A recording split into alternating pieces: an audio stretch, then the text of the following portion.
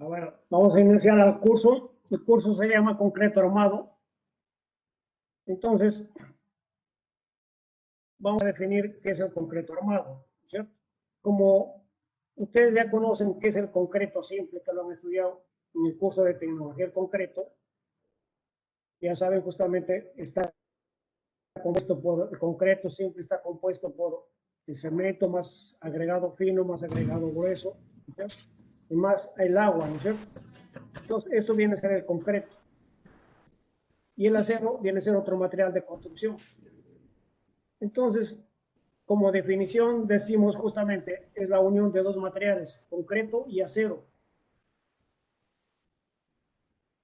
Este material, o sea, ya concreto armado, se considera un material de uso universal.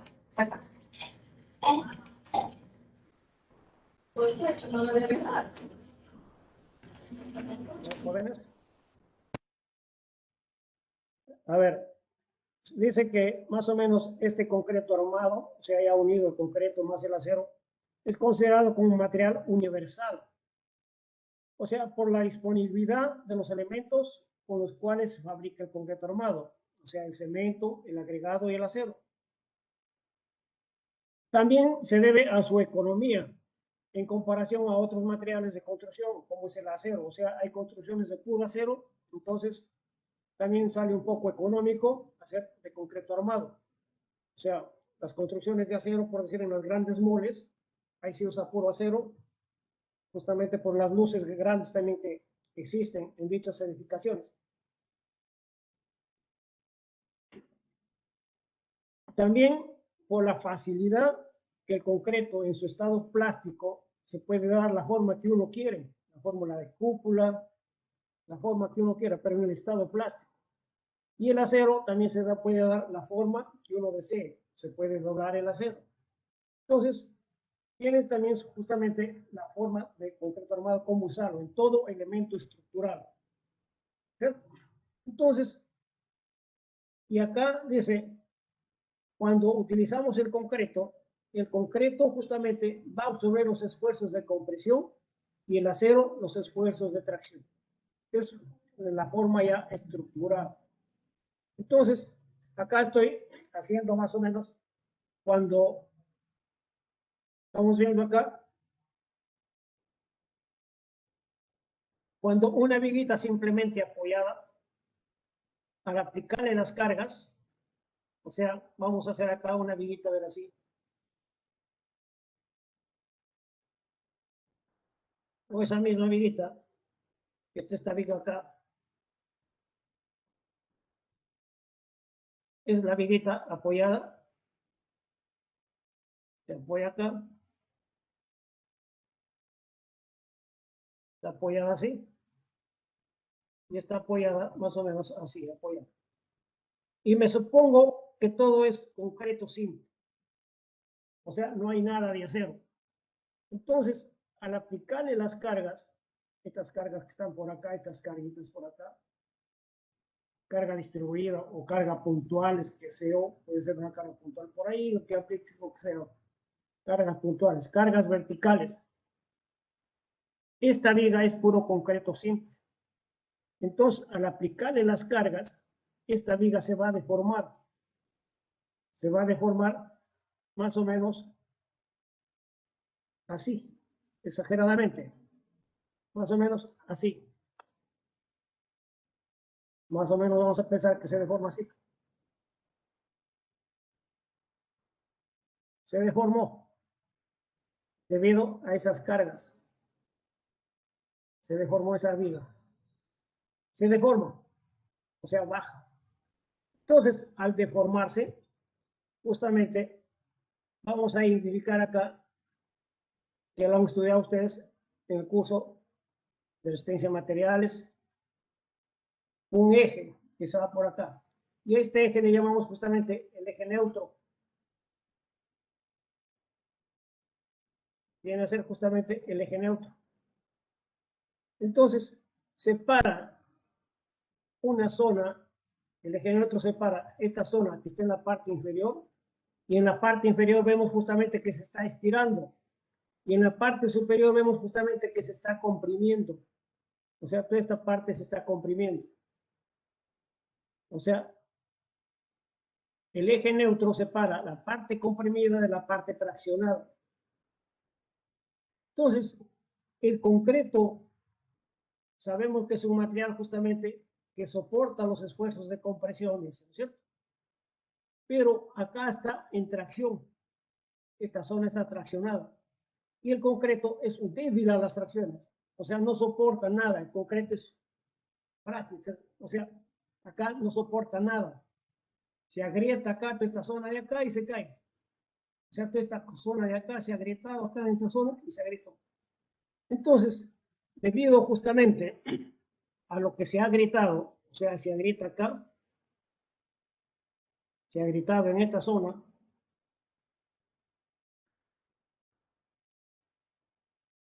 hay que colocarle justamente el acero para soportar estos esfuerzos. Le voy a colocar acero. Entonces, ahí justamente recién empieza a trabajar ya el acero y se combina en concreto armado. Entonces, el acero va a tomar todas las tracciones en esta zona y el concreto va a tomar las compresiones. Y en algunos casos también va a tomar esfuerzos de compresión el acero cuando justamente el concreto ya no es capaz de soportar dichos esfuerzos. Entonces, podemos también diseñar acero acá en la parte comprimida. Pero generalmente, ya pensemos que el acero soporta los esfuerzos de tracción y el concreto los esfuerzos de compresión. Toda esta zona está comprimida y la parte inferior, de acá del eje neutro hacia abajo, está traccionada. Entonces, acá, para que no se olviden, el concreto está compresión y el acero soporta los esfuerzos de tracción. Entonces, con eso es lo que el concepto general que se va de ahí en adelante hasta todo el curso, hablar del concreto armado. ¿Sí? El concreto soporta los esfuerzos de compresión y el acero los esfuerzos de tracción. Y en algunos casos también va a soportar los esfuerzos de compresión. Tal es el caso, por decir también, cuando se trata de columnas. En columnas también soportan ahí, el acero soporta los esfuerzos de compresión. Se dice más o menos que el acero soporta 100 veces más la resistencia a compresión, 100 veces y 10 veces en compresión, o sea, en comparación al concreto. Entonces, ya tengo concreto y acero. Hay que definir qué es el concreto y qué es el acero. Hay que más o menos para ingresar como un recordatorio de lo que ustedes han aprendido en tecnología del concreto. Entonces, cuando hablamos de concreto, cuando hablamos ya de concreto, decimos qué es el concreto. El concreto viene a ser justamente la mezcla de cemento, piedra, arena y agua. Este le llamamos la grava, también le pueden llamar la grava y la arena, más el agua, más huecos e impurezas que puede haber. Y al fraguar y endurecerse adquiere una resistencia semejante a una piedra. O sea, lo mezclo todo esto de acá y justamente le llamo, ya tiene al final una resistencia semejante a una piedra, dice. Por eso algunos también le llaman material pétreo artificial. La piedra es un material pétreo.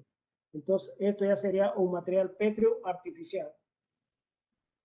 También se puede decir que es un material duro, tiene similitud a la piedra y resulta al efectuar un adecuado mezclado de cemento, agregado fino, agregado grueso, más agua y aire.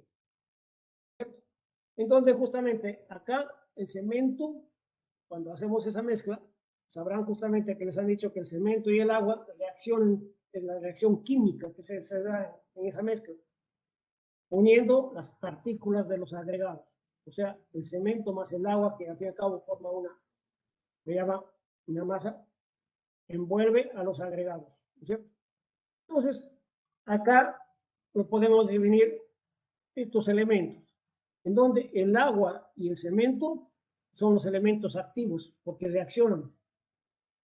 Y el agua más el cemento se le llama justamente pasta. Esto le llamamos pasta. Pero son los elementos activos. Los elementos inertes, o los elementos muertos, que son, llamamos los agregados.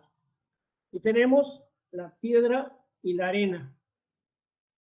La piedra, ya conocen, tiene que ser piedra buena, y la arena también tiene que ser de calidad también buena. ¿Cierto? La piedra puede ser de río o de cantera, esto también puede ser de río o de cantera.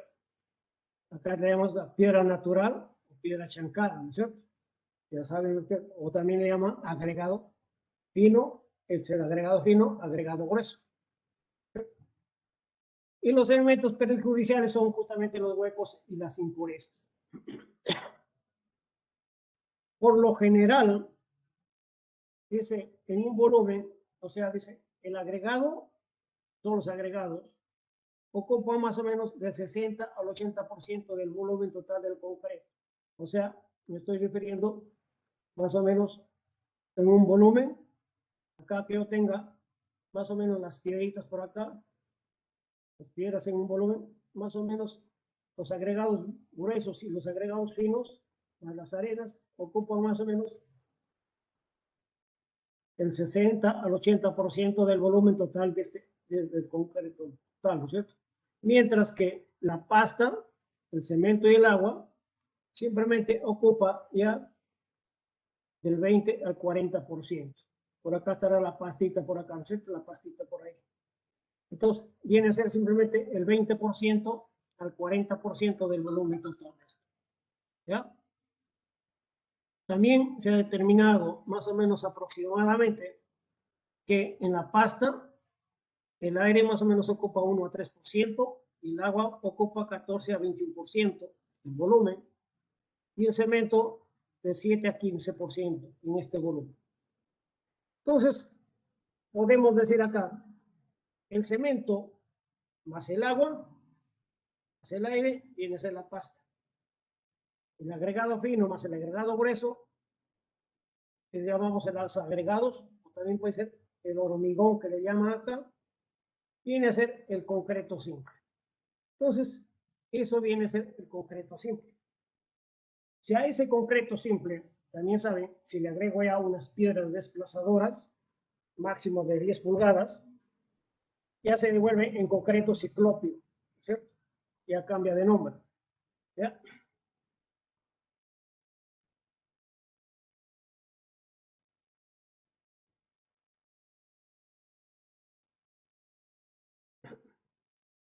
Las bases del concreto, ya sabemos, en el estado plástico, justamente cuando hayamos hecho el concreto, lo hacemos ahí, hoy día lo fabricamos, es algo plástico, de ahí lo ponemos, de repente lo ponemos en unas probetas, más o menos en laboratorio cuando hacemos, ¿no es cierto? Y al día siguiente, después de 24 horas, lo sacamos de esas probetas y lo llevamos, o sea, está un poco seco ya, y lo llevamos justamente, una vez que está seco al día siguiente, lo llevamos justamente y lo colocamos en agua, ¿no es cierto? Inmerso en agua, para dar el curado respectivo.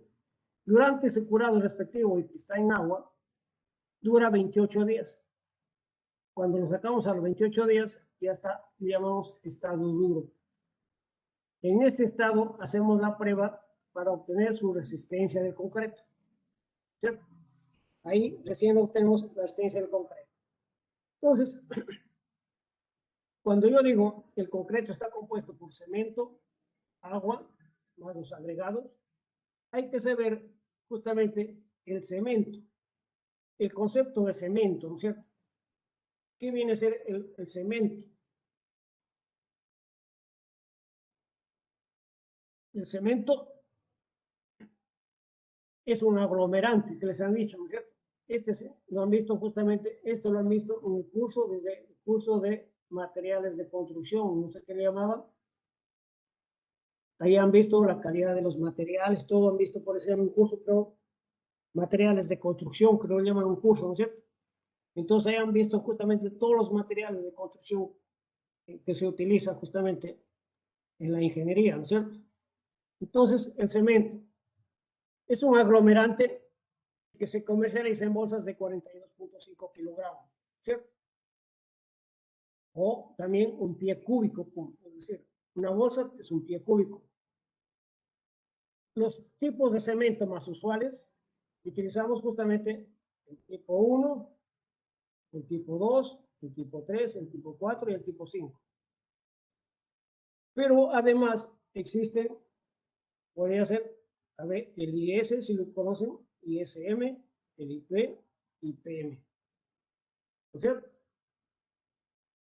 Entonces, cuando hablamos de cemento, también les habrán dicho cómo se fabrica ese cemento, o sea, cómo viene la fabricación del cemento.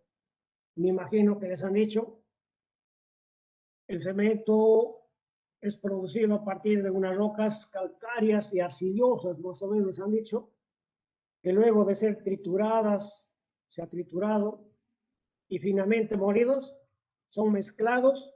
¿Qué más después de mezclado que hemos hecho? Y sometidos a procesos de calcinación a altas temperaturas. ¿No es cierto? Así más o menos les han dicho que se cemento. Dice, hasta obtener un material denominado que le llamaban el clinker. ¿No es cierto? Finalmente, este clinker es enfriado y molido en molino de bolas,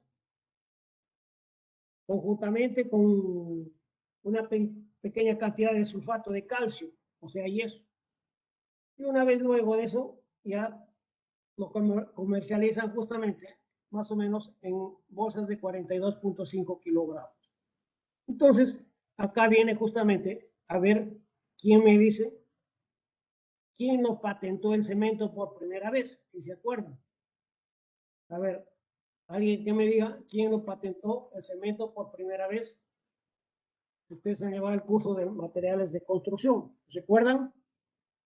¿Había alguien que me diga?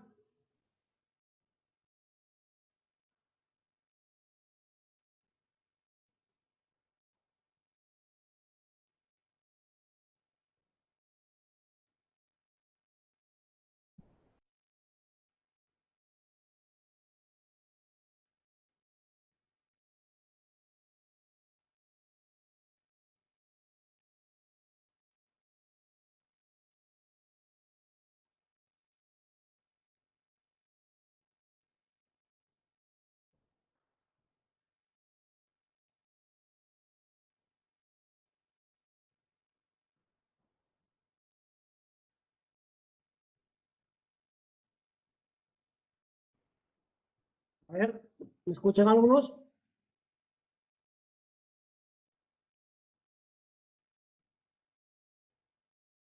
A ver, Castro Pérez, ¿está por ahí Castro Pérez?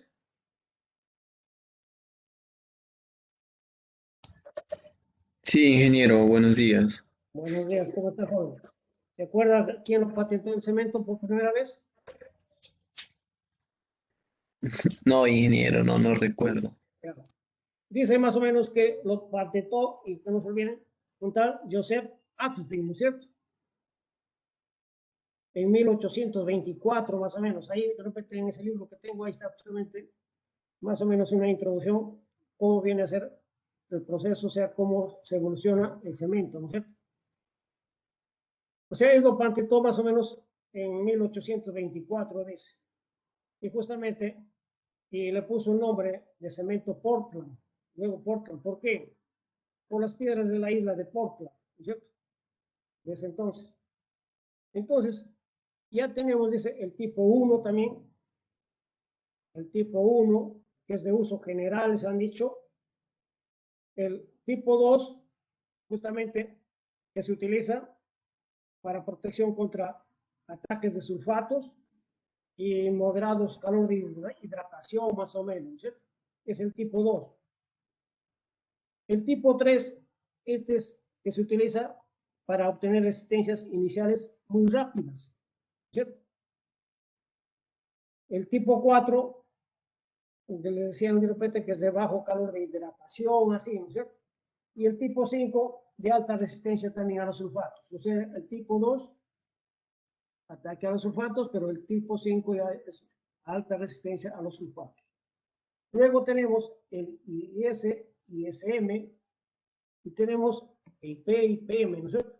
Entonces, estos tipos de cemento, yo quiero más o menos de repente, les pongo la prueba, todos estos tipos de cemento fabrican en el Perú. ¿Qué fábricas lo fabrican? ¿No es cierto? Por ejemplo, tenemos el Cementos Lima, ¿no es cierto? Una fábrica de Cementos Lima. ¿Qué tipo de cementos fabrica?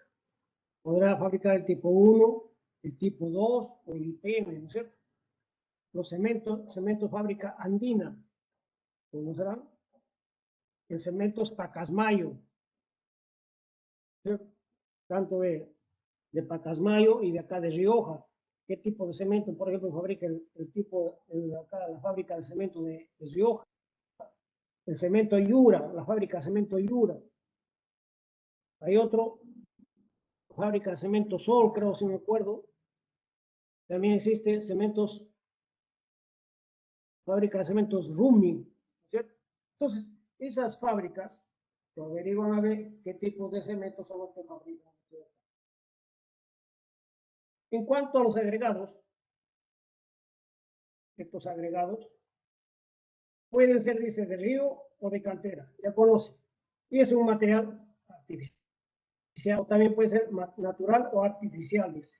O sea, natural cuando lo tratamos tal como está y artificial ya cuando a la piedra ya le damos justamente la trituración, ¿no es cierto? Y le llaman piedra chancada, ¿no es cierto?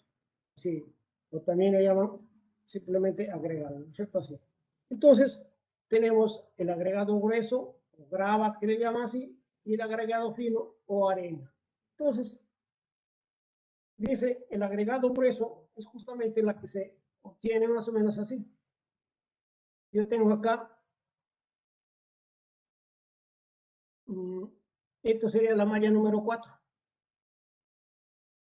¿no es cierto? Lo que se detiene en esta malla, de acá hacia arriba, es lo que le llamamos agregado grueso. Y lo que pasa, esta malla número 4, porque dice la malla número 4, lo que pasa de abajo es justamente la arena. O sea, acá viene a ser justamente la arena o grava y esto viene a ser agregado grueso o grava. Entonces, esta es la malla número 4 que ustedes lo conocen cuando han hecho justamente su análisis granulométrico. Entonces, todo lo que está para acá se le llama justamente arena y la que está para arriba se le llama grava. La grava o agregado grueso. Entonces, pero tiene que tener también un tamaño máximo nominal. No va a ser todo lo que está hacia arriba, que puede ser 3 pulgadas, 4 pulgadas, y le llamo grava. Para ser utilizado en los elementos de concreto armado, tiene un tamaño nominal, ¿cierto? El máximo que utiliza. Acá también, para la arena, hay justamente, le llaman la cazoleta, o sea, la cazoleta, y antes de la cazoleta está la malla la número 200, creo, no, si no me equivoco, ¿no es cierto? O sea, que tiene que detenerse más o menos en la malla número 200. Lo que resta de acá, esto de acá viene a ser el polvo, esa parte de acá que se queda en la cazoleta, ¿no es cierto? Entonces, eso es lo que ustedes han visto justamente cuando hacen su análisis granulométrico y cuando han hecho su ensayo justamente para obtener justamente la resistencia de un concreto, ¿cierto? Entonces, el tamaño máximo también está dado por la norma.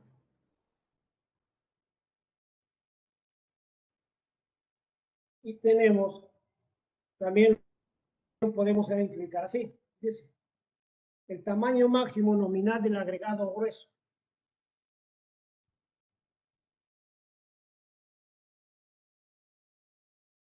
No debe ser mayor que un quinto de la menor separación entre cada encofrado.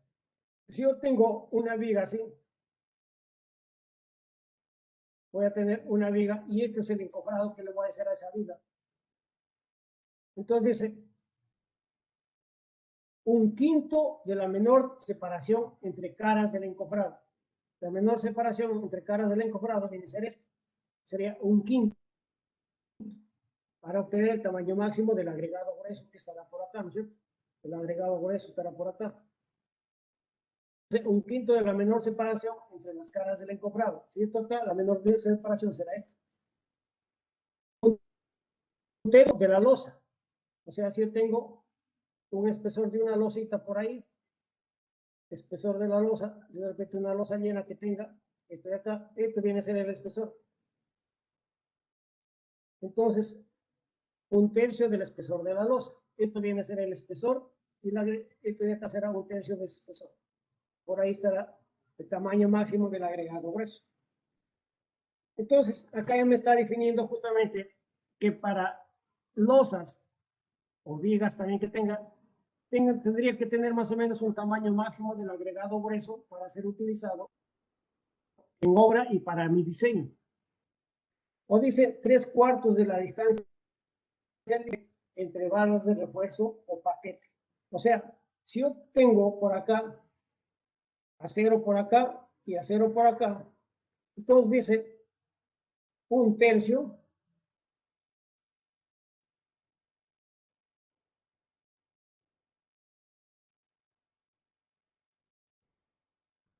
de esta separación.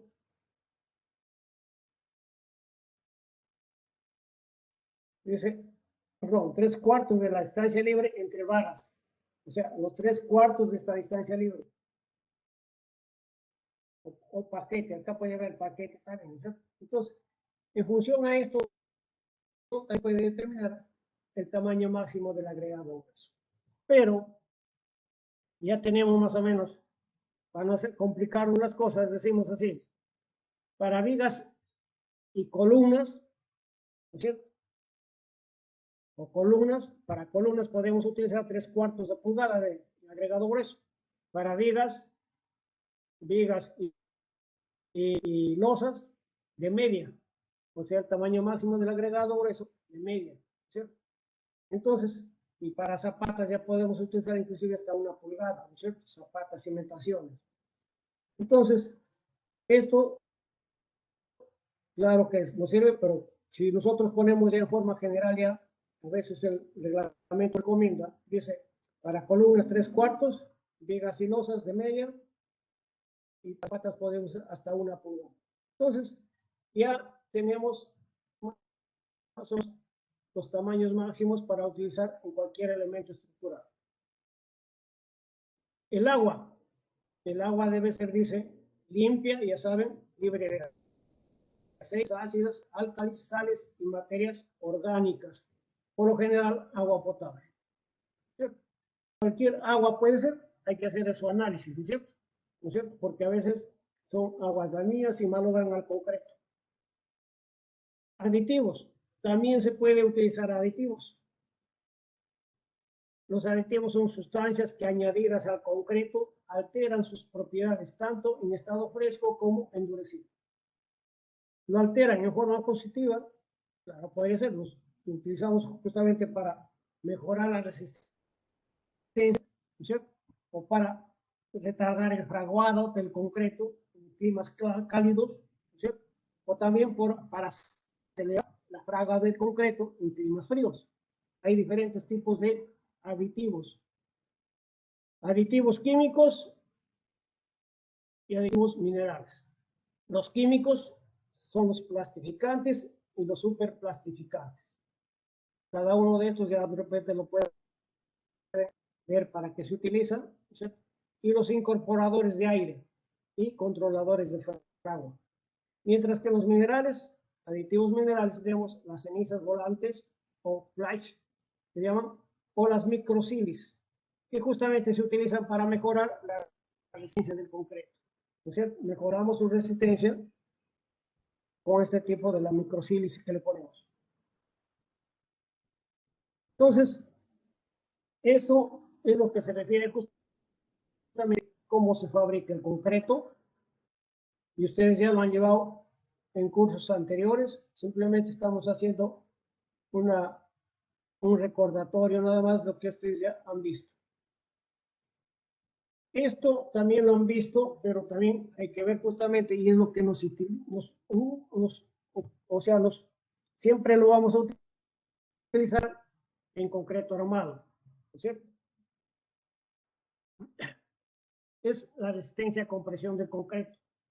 Si nosotros decimos que el concreto es lo que absorbe los esfuerzos en compresión en cualquier elemento estructural, hay que ver justamente cómo se ha obtenido esa resistencia a compresión del concreto. Entonces, dice, la resistencia a compresión del concreto se designa con el símbolo F'C, ¿no es cierto? Este F'C que está por acá es lo mismo que ustedes utilizaban en resistencia a materiales, este factor que llamaban sigma, o fatiga, también le llamaban, ¿no es cierto? O sea, con eso determinaban la resistencia de cualquier elemento. Entonces, nosotros, en lugar de esto, vamos a utilizar F'C, esfuerzo a compresión del concreto, F'C. Entonces, los valores usuales que especifica la norma peruana y el código ACI van de 35 en 35 kilogramos por centímetro cuadrado. ¿Sí? Si van en este rango de 35 en 35, nos tendríamos acá F'C 140 más 35, 175 más 35, 210, más 35, 245, más 35, 280, y así se va hasta 380. ¿Cierto? Si yo tengo más 35, tendríamos más o menos 400 y pico. Entonces, la mayoría de la bibliografía, o los inmersos que se dedican al concreto, mayores a 420 kilogramos por centímetro cuadrado, ya le llaman justamente concretos de alta resistencia, ¿cierto? Pero dentro de estos rangos también puede haber concretos intermedios, ¿cierto? O sea, dice, pero también puede haber concretos intermedios. O sea, yo puedo tener entre 245 a 280, puedo tener acá otro concreto, que puede ser de repente de 200, puedo tener de repente de 250. ¿Puedo fabricar un concreto de 150? Claro que puedo fabricarlo. Entre 175 a 210 puedo obtener un concreto de 200 nada más. Claro que no es usual, pero yo puedo diseñar con concreto de 210. Y así puedo utilizar acá de repente un concreto de 320. Y digo, en mis especificaciones, este es mi concreto que vale 320 y con eso yo he hecho mi diseño. Pero para tener ese concreto también hay que dar justamente la dosificación para cada tipo de concreto. Entonces, ya conocido estos F'C que están por acá, este F'C se obtiene en laboratorio con probetas cilíndricas de altura igual al doble de su diámetro. O sea, esto lo han hecho en laboratorio fabricando probetitas así, probetitas, ¿no es cierto? Donde justamente acá tiene 15 centímetros o 6 pulgadas, ¿no es cierto? Y acá tiene 30 centímetros. Tiene 30 centímetros o 12 pulgadas. Entonces, esas probetitas que lo han fabricado, yo puedo fabricar este tipo de probetitas para un F'C de repente de 210. A 210 yo fabrico este tipo de probeta. Entonces, cuando yo me pongo a fabricar mi probeta, yo hago mi diseño de mezclas, mi diseño de concreto que le llaman. Entonces, cuando hago mi diseño de mezclas que le llaman, de repente para 210 me sale así. Así, de repente les han dicho cemento, arena, piedra y más agua. Más agua les han dicho, ¿no es cierto? Más agua. ¿Cuánto en proporción? Cemento, una bolsa, y acá arena, de repente les ha salido 2, y acá más piedra, de repente les sale de repente también le sale 2. Más o menos van redondeando en volumen, ¿sí? Y más tantos litros de agua, ¿no? Más tantos litros de agua que está por acá.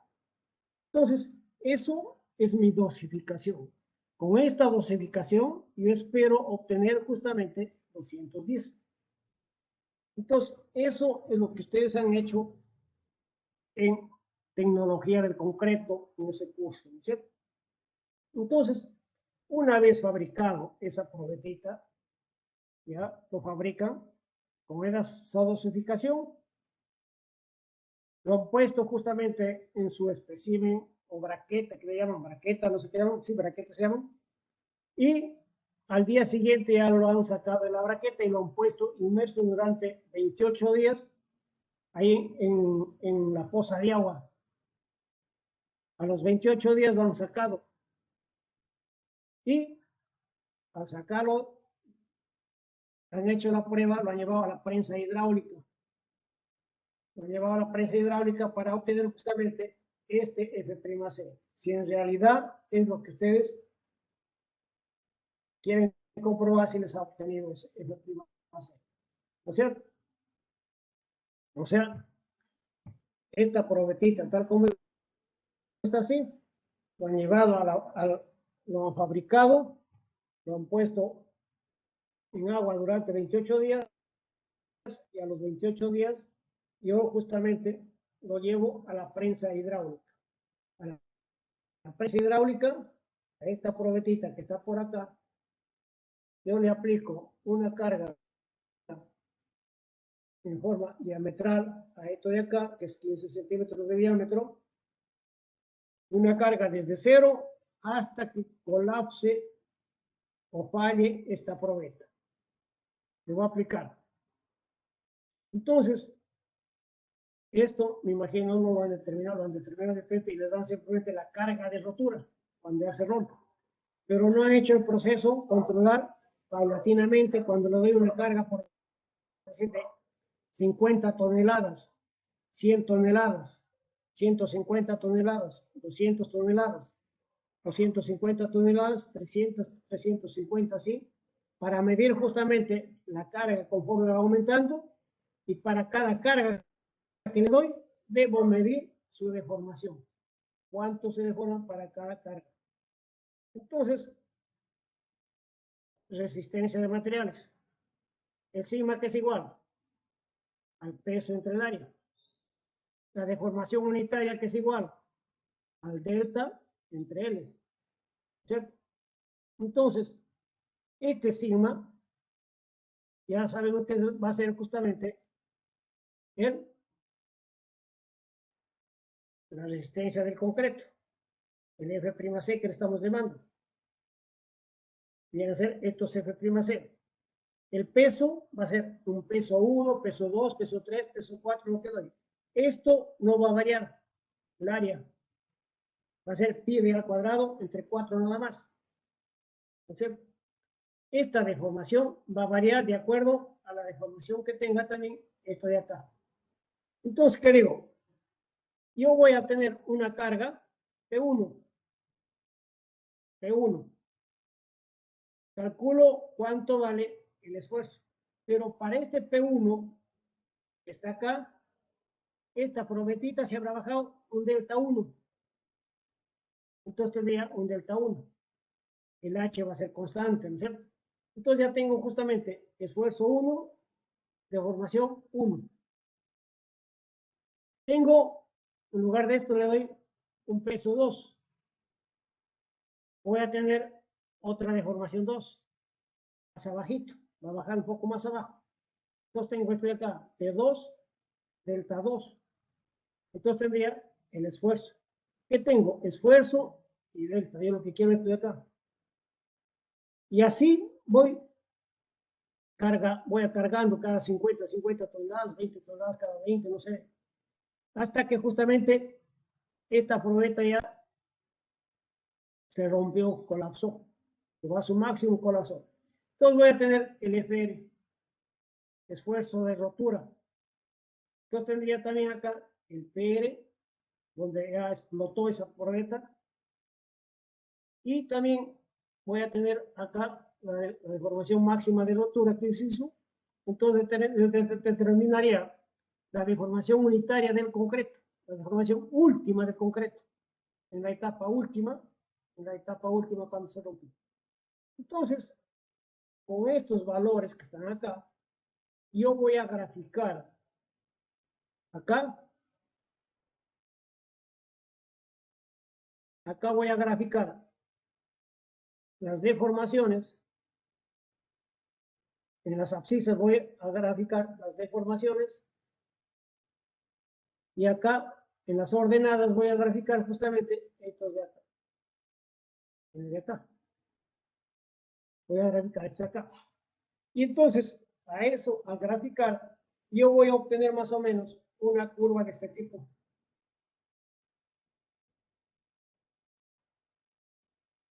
Y se va a romper. Curva característica del concreto, de cualquier tipo de concreto. Entonces, a continuación, justamente, voy a hacer esto de acá.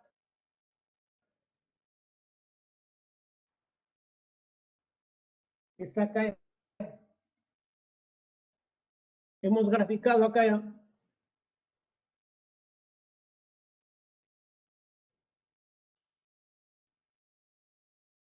Acá los esfuerzos del concreto versus las deformaciones del concreto. ¿Cierto? Entonces, acá yo tengo para el concreto de 210, que mi supuesto justamente que viene a ser este de acá. Ese concreto de 210. Más o menos viene a ser así este concreto. Llega a un máximo y de ahí empieza justamente a colapsar, ya no aguanta. Si yo tuviera un concreto de 140 nomás, que me hiciera estuviera un poco más abajo. Llega también a un máximo y justamente hace esto y empieza también a romperse.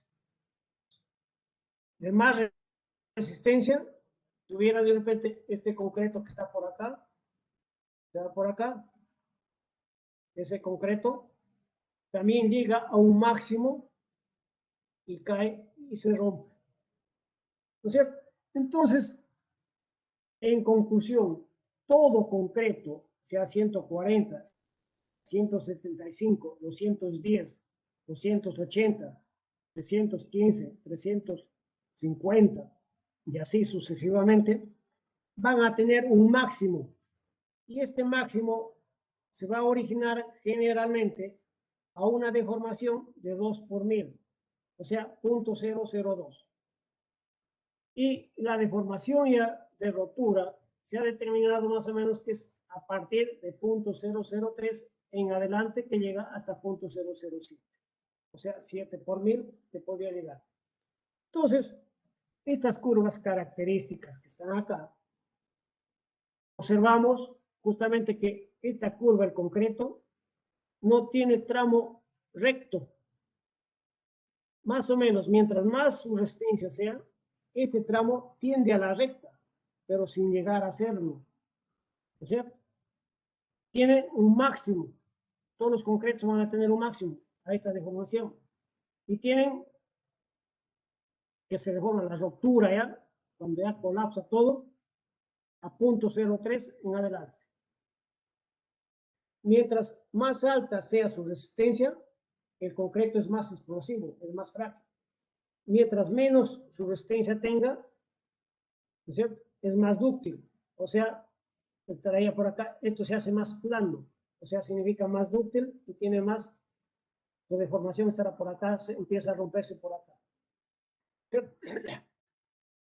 Entonces, más alta la resistencia tenga, también puede ser menos impermeable, y mientras menos resistencia tenga, será más permeable, porque todo concreto tiene poros, ¿no es cierto? Entonces, cuando menos resistencia tenga, va a tener más poros, entonces el agua va a entrar más rápido, y mientras más alta tenga su resistencia, tiene menos poros, son casi visibles sus poritos, entonces se hace más impermeable, ¿no es cierto? Entonces, de estas curvas, pongo acá, ¿qué se observa? Que el concreto es un material inelástico, o sea, no es elástico, mientras que el acero el acero tiene esta característica. Más o menos el acero tenía esa característica por ahí. Si más o menos se dan cuenta, tiene esta característica por acá, ¿cierto? Así. La curva del acero tiene su tramo recto. Es material elástico. Acá no. Por eso decimos que el concreto es un material inelástico. En conclusión, no cumple con la ley de Hooke, que lo han visto. La ley de Hooke dice que estos esfuerzos que lo habían así, en resistencia material lo habían así, hacían el sigma y acá la deformación, ¿cierto? Entonces, los esfuerzos son proporcionales a las deformaciones, dice la ley de Hooke, ¿no es cierto? Y acá obtienen justamente su módulo de elasticidad, donde justamente este módulo de elasticidad viene a ser la tangente, estoy acá, de este ángulo. Bueno, eso ya lo han visto en resistencia materiales, creo, ¿cierto? Para no cansar. Entonces, ya tenemos esa curva que lo estamos analizando.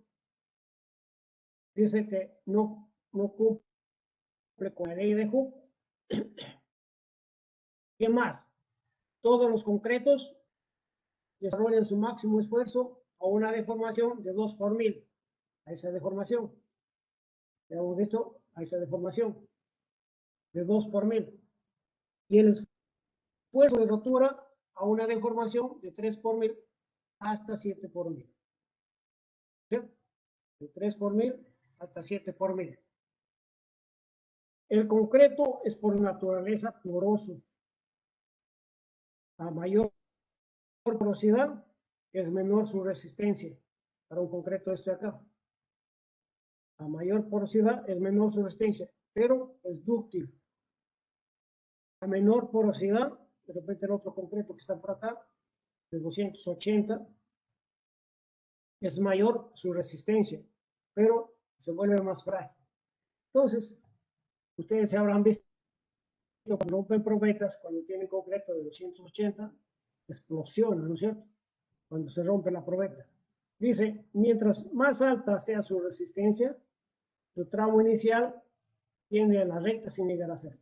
O sea, mientras más alto sea su resistencia, esta parte de acá, este tramo tiende a la recta, pero sin llegar a cero. ¿Sí? O sea, no es recto. ¿Alguna pregunta hasta acá? ¿Se entiende?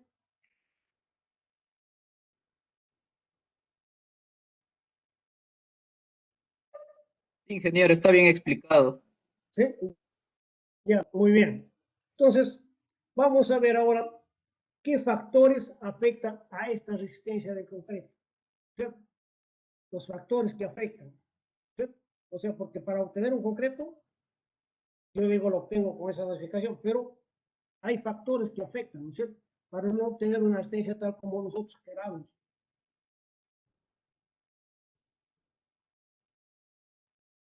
Entonces, dice, factores que afectan el F'C. Un factor principal es justamente esto, relación agua-cemento. Principal factor que afecta la resistencia del concreto, es decir, a mayor relación agua-cemento, el F'C es menor. ¿Cierto? Es menor. Entonces, si yo tengo el F'C 210,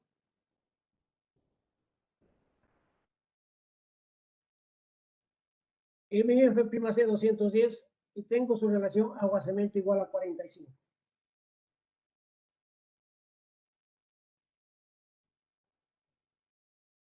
¿No es cierto? Yo tengo mi relación 45. Entonces, con esto yo hago mi relación, mi dosificación, todo con esto de acá. Tengo 45. Entonces, si yo aumento más agua, le pongo esa, la mezcla aumenta, perdón, la resistencia aumenta o disminuye. Yo le aumentaría a punto 50 en lugar de punto 45, le he puesto 50. dice, la mezcla se hace más fluida, trabajable, pero su F'C disminuye. ¿Estará bien lo que digo o no? Entonces, yo tengo por acá más o menos esta curvita que así por acá, punto 45. Más o menos por ahí, con esa relación, y obtení más o menos esto de acá. Por acá tengo punto 45.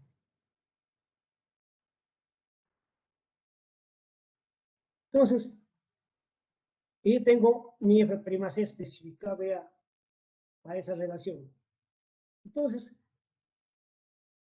y con punto 45 más o menos la mezcla es un poco más o menos densa, ¿cierto? Entonces, cuando yo estoy en obra estoy haciendo mi concreto, el maestro dice, ya se va a malograr el trompito o la mezcladora que le llaman, porque la mezcla es muy densa, hay que aumentarle más agua.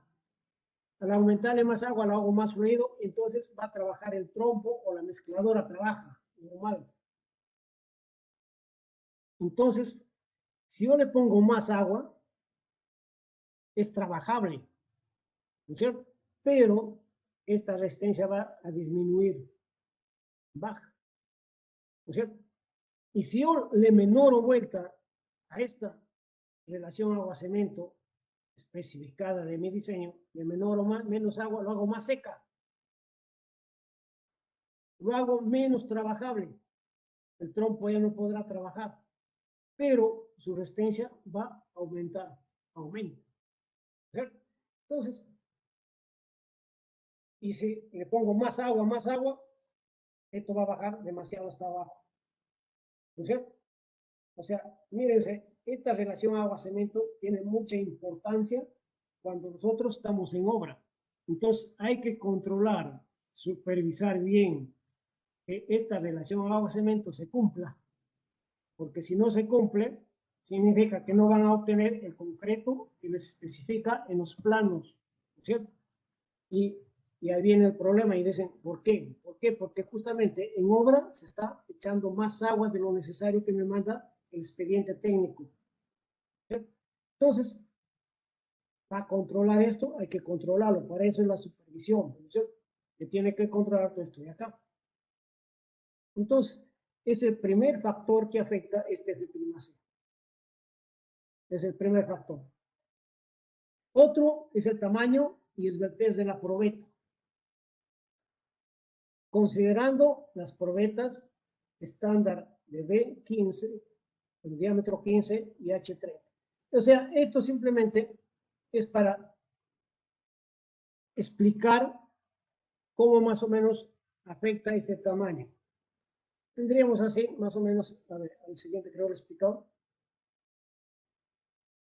el tamaño y esbeltez de la probeta, dice. Ahí tengo la esbeltez. Entonces yo tengo la probetas estándar, que viene a ser esto de acá. Más o menos, esta es mi probeta que tiene más o menos, de diámetro tiene ¿cuánto? Tiene 15. Tiene 15, ¿no es cierto? Y de altura tiene 30. Y de altura tiene 30 centímetros. Tiene 30 centímetros de altura. Entonces 30 entre 15 me da 2. Tengo esbeltez de 2, ¿no es cierto? Entonces yo voy a graficar la esbeltez versus la resistencia relativa, pero en porcentaje. En porcentaje.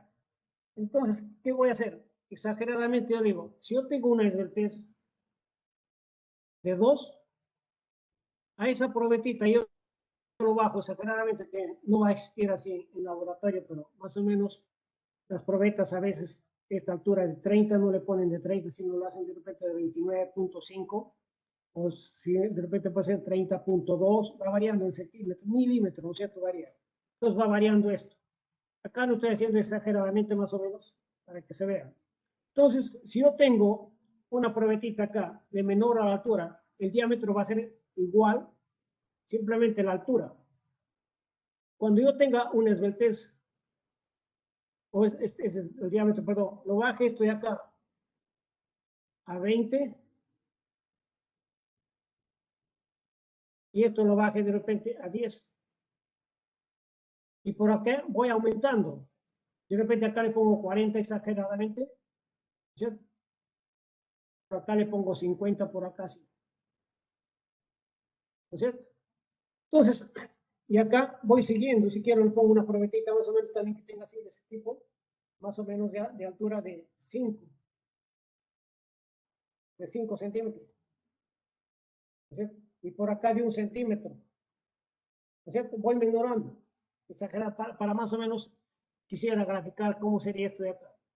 Entonces, si yo tengo para una esbeltez de 2, que es el límite acá, tengo 2 acá, tengo el 100% de resistencia, 100% de resistencia por acá.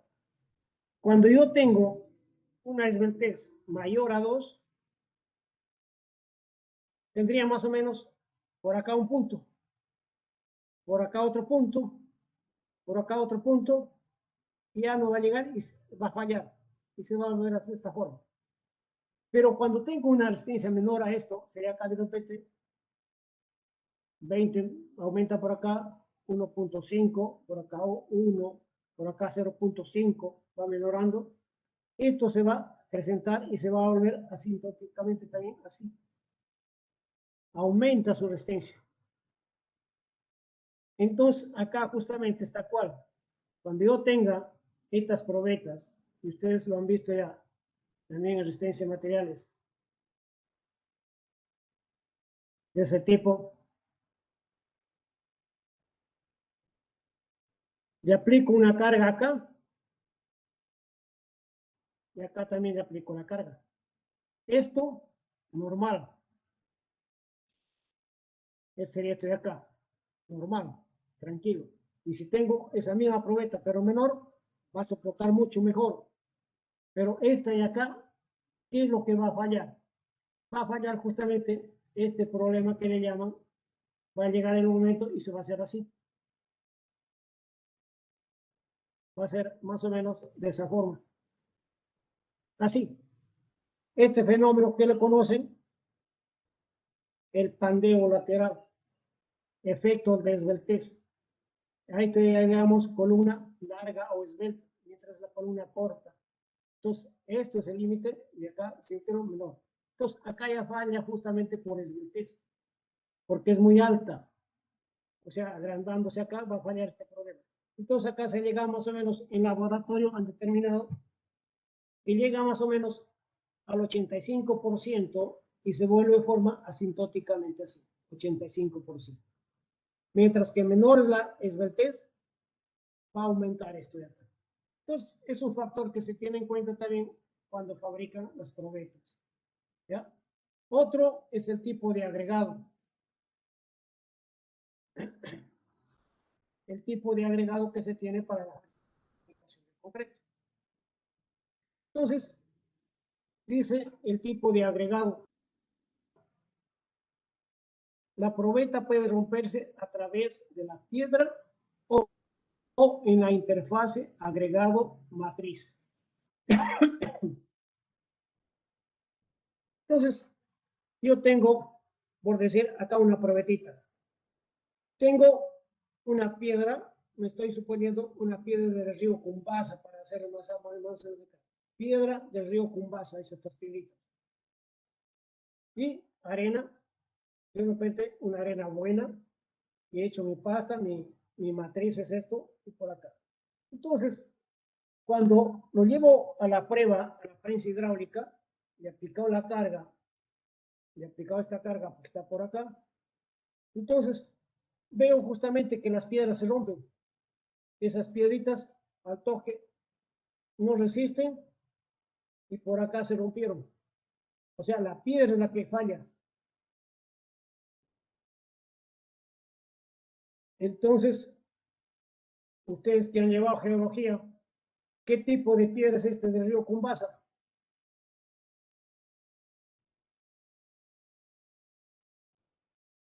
¿Algún alumno que me diga?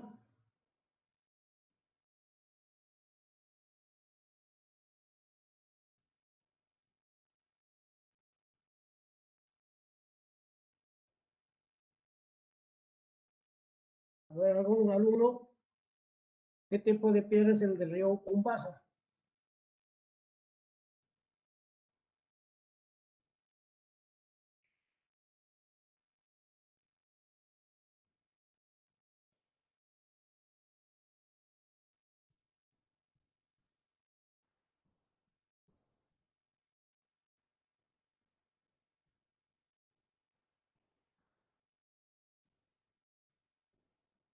A ver, Díaz Requejo, ¿está por ahí?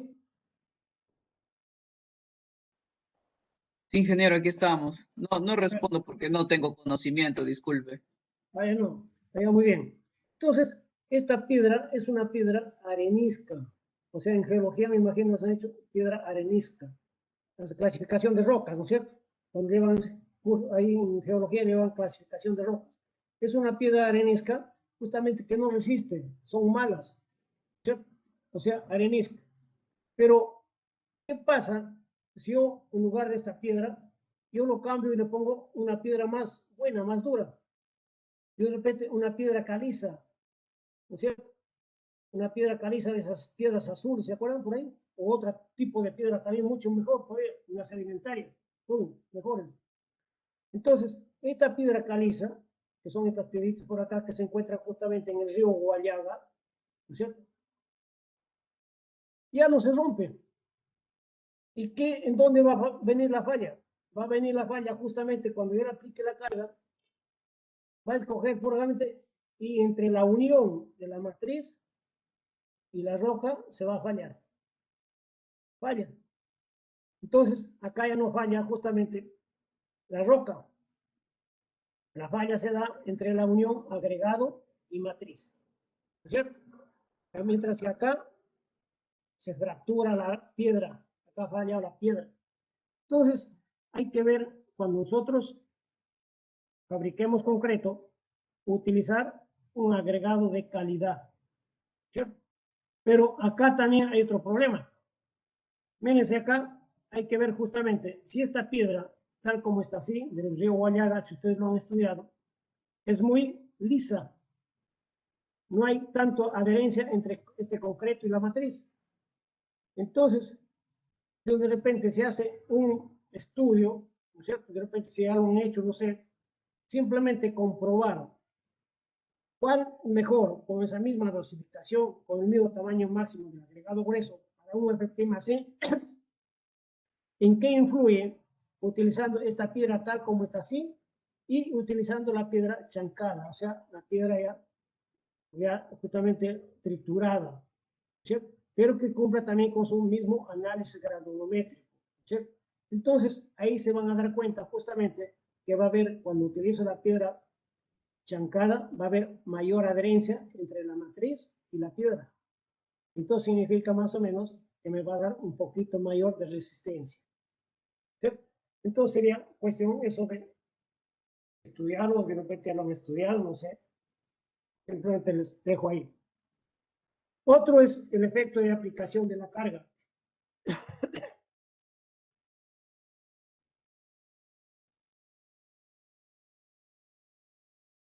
Cuando esto también lo vemos en los cursos anteriores, simplemente estamos viendo lo que se da, ¿no es cierto? Cuando nosotros aplicamos la aplicación de la carga para romper la probeta es esta parte de acá, la probetita, y le aplicamos justamente la carga, ¿no es cierto? Le aplicamos la carga. Entonces, cuando yo aplique la carga, tiene más o menos un tiempo de duración para romper la probeta. Se rompe más o menos de 2 a 3 minutos en ese lapso. Si yo lo rompo en un minuto, o sea, significa que esta probetita yo debo romperlo de 2 o 3 minutos. Pero si yo lo rompo en menos de un minuto, esta resistencia aumenta, va a aumentar rapidito, ¿no es cierto? Entonces, eso justamente hay que ver. Acá le he puesto 0.001 centímetro en un minuto y acá justamente 0.00 centímetro en un día, exageradamente, ¿no es cierto? Entonces, más o menos, si yo paulatinamente lo voy rompiendo esta probeta, voy a obtener esta resistencia. Y si yo lo aumento más rápido, voy a obtener, aumenta mi resistencia. Entonces, ¿en cuánto aumenta? 15 a 20%. Aumenta esto. Entonces, eso, ¿por qué se ha dado? Antes teníamos una máquina manual que se lo hacía con una palanca, se le daba más o menos para romper las probetas. Ahora ya no existe. En el laboratorio de nuestra universidad no existe. Ahora existen justamente las automáticas, que justamente se programa que se rompa la probeta en 2 a 3 minutos máximo. Entonces, como antes se hacía probetas, por decir, y se daba prestación de servicios al público en general, entonces iban y rompían probetas. Y el técnico de laboratorio o cualquier técnico de repente le decía, yo quiero que me dé esta resistencia de 210 kilogramos, ¿no es cierto? Porque para eso ha sido especificado su diseño. Entonces, pero en obra, de repente lo han hecho con concreto pobre, SO, y lo llevan, ¿no? Entonces el técnico, ¿qué decía? Ya le decía, ¿no es cierto? Entonces, ¿qué hacía él? Le daba que se rompa la probeta en menos de un minuto máximo, menos de un minuto. Entonces te daban una resistencia ya no de 210, te daba de 240. Entonces el supervisor, satisfecho, ¿no es cierto? Pero no se daban cuenta que le estaba dando una velocidad de carga muy rápido. Entonces, las probetas deben romperse de 2 a 3 minutos. Eso dice la norma. O sea, la norma nos dice eso. Entonces, a veces no leemos eso, entonces a veces nos engañan, ¿no es cierto? Entonces, otro factor también que afecta son las condiciones de humedad, temperatura durante el curado. Esto también afecta la resistencia del concreto. Entonces, y esto afecta más que todo cuando también, mírense, en comparación cuando nosotros hacemos unas probetitas y lo tenemos 28 días inmerso en el agua, bien curado. Mientras que cuando nosotros hacemos obra en la vida real, ya, a la columnita que ya lo hemos hecho, o a la viga, o al piso ya que hemos hecho, le ponemos agua cuando nos acordamos. No está inmerso durante todo el día, ¿no es cierto? Y está a otra temperatura. No está a la temperatura lo que está en el laboratorio. En el laboratorio puede ser a una temperatura, pero ya cuando estamos en obra, ya está a otra temperatura, que no es la del laboratorio. Entonces, esas inconvenientes también dicen las condiciones de humedad y temperatura durante el curado. Otro es el tipo de cemento a utilizar. El tipo de cemento a utilizar también afecta el F''C, ¿cierto? Entonces, son esos factores y hay otros factores más también que afectan también esa resistencia del concreto.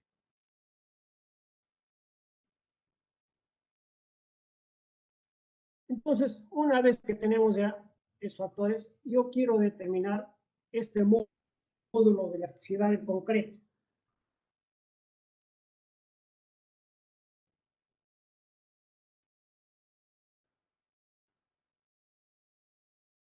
Módulo de elasticidad del concreto que lo voy a utilizar. Entonces, como el concreto es un material inelástico, o sea, no cumple con la ley de Cook, o sea, no tiene ningún tramo recto, o sea, no tiene ningún tramo recto por acá, pareciera que tuviera, pero no lo tiene. Entonces, estudiosos justamente en esta materia del concreto, dijeron más o menos, hay que trazar, unimos este punto de acá, o le trazo una tangente al punto inicial. Yo le voy a trazar una tangente a este punto inicial, le trazamos un punto ahí. Y determino justamente ese ángulo y determino este E1, módulo de la elasticidad del concreto. Entonces, otro dijo vuelta, entonces, ¿por qué no trazar otro módulo otra tangente a cualquier punto de la curva. Y tuvo por ahí otro. Y le llamó 2, E2. Entonces, tangentes, ¿no es cierto? Y dijo otro mejor. Entonces, ¿por qué no unir el punto inicial? Más o menos, hasta dónde más o menos se parecería que fuera recto. ¿Y hasta dónde? Cuando era más o menos un 45 a 50% del F'C. Más o menos de este F'C que está por acá, le vamos a tener 40, 45% o 50%, la mitad. Entonces, trazó más o menos, unió esos puntos y ya le llamó secante, porque ya no era tangente, sino era secante, porque está unido dos puntos. Entonces esta secante vendría sería el módulo de esa, que tiene mayor razonabilidad, y con esto determinaron justamente el módulo de la esa del concreto. Entonces, ese ángulo que está por ahí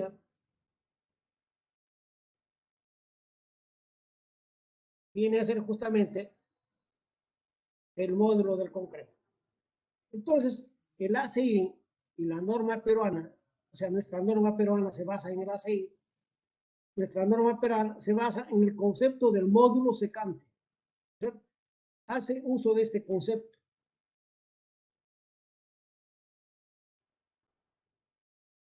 Entonces, dice, para definir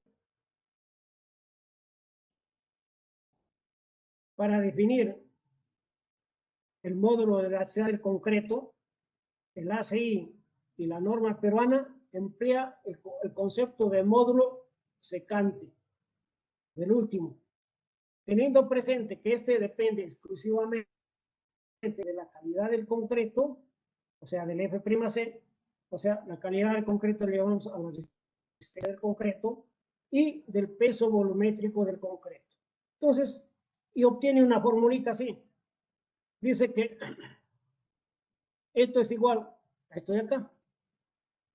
Dice, E del concreto es igual a 4300 omega, el peso específico o peso volumétrico, elevado a las 3 medios, raíz de F'C. Kilogramos fuerza por centímetro cuadrado. Kilogramos o kilogramos fuerza igual, ¿cierto? Para kilogramos no vamos a utilizar centímetros cuadrados. Entonces, considerando peso específico más o menos normal de 2.3 a 2.4 más o menos, obtenemos más o menos una fórmula ya que lo vamos a utilizar en adelante, y no nos vamos a olvidar, es esto de acá. Es nuestra fórmula 15.000 raíz de F'C. O sea, eso es fácil ya de memorizar para cualquier tipo de concreto, sea 210, 175, 280, cualquier tipo de concreto. ¿Cierto? 15.000 raíz de F'C. ¿Por qué? Porque estamos trabajando con peso específico normal más o menos de 2.4, por ahí 2.35, por ahí, ¿ya? Entonces, para nosotros va a ser simplemente esto de acá. 15.000 raíz de F'C. ¿Ya?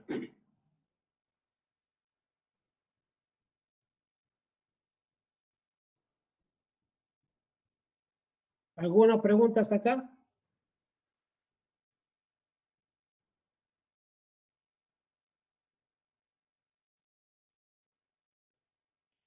No, ingeniero, todo está muy claro. Ya, muy bien. Entonces, lo importante es que se entienda, pues, ¿no es cierto? Para que no tenga problemas. Ya, 15.000 raíz de F'C, eso ya más o menos también lo estamos memorizando, para porque eso siempre lo vamos a utilizar, ¿ya? Nota importante, puesto acá, en ocasiones, un periodo de 28 días, esto se refiere justamente cuando estamos en obra, ¿no es cierto? Vamos a realizar, por decir, una obra, y entonces en una obra hay un residente y un supervisor, ¿no es cierto? Ustedes entienden, un residente y un supervisor siempre hay en una obra. El residente es por parte del contratista y el supervisor es por parte de la entidad. Entonces, cuando ustedes, por decir, son uno es residente y otro supervisor.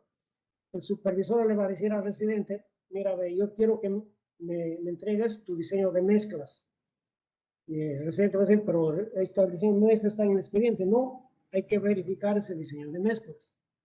Y mientras no me des el nuevo diseño de mezclas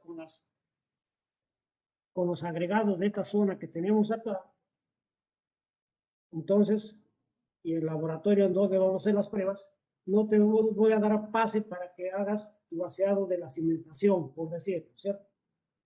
Entonces, el residente tiene que hacer ese diseño de mezclas, contrata a uno especialista en diseño de mezclas, ¿no es cierto? Y entonces, y le dice el residente, ingeniero, al supervisor le dice, ingeniero, va a demorar 28 días para que me den resultados más o menos del diseño de mezclas. Entonces, y vamos a demorar en el tiempo, va a ser pérdida de tiempo. Entonces, el supervisor, ¿qué le dice?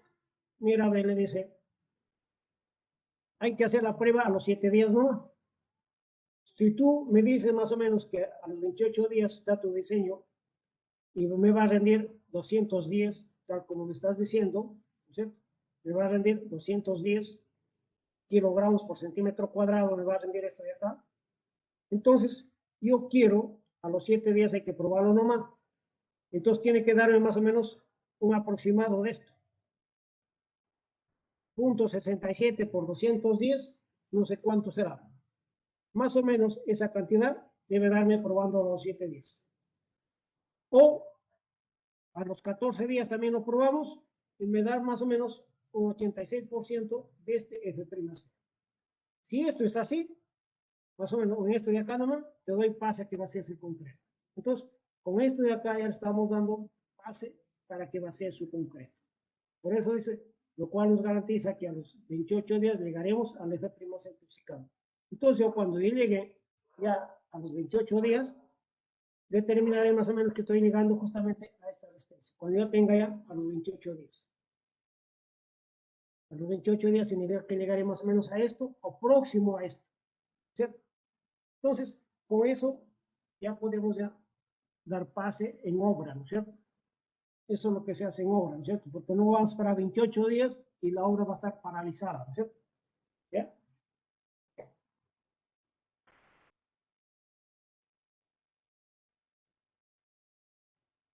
Esto lo dejo con negro. Bien, entonces, esto creo lo dejamos para mañana, ya de repente lo estoy cansando un poco. Entonces, mañana vamos a hacer resistencia a la tracción del concreto. Pero la resistencia a tracción del concreto no se utiliza, ¿no es cierto? Porque ya hemos dicho justamente que se utiliza a compresión. Pero en algunos elementos estructurales se utilizan. Por ejemplo, en caso de pavimentos, ahí utilizan la resistencia a tracción del concreto. ¿Cierto? O para el cálculo también de deflexiones. Ahí también vamos a utilizar de repente este F', resistencia a tracción del concreto, que más o menos se ha estimado que es de 8 a 15% del F', o sea, de la resistencia a compresión del concreto. ¿Ya? Entonces, esto lo hacemos mañana. ¿Ya? ¿Está bien, alumnos? Sí, ingeniero. Sí, ingeniero. Ya. Entonces, eso lo dejamos para mañana, ¿ya? Entonces, voy a llamar lista.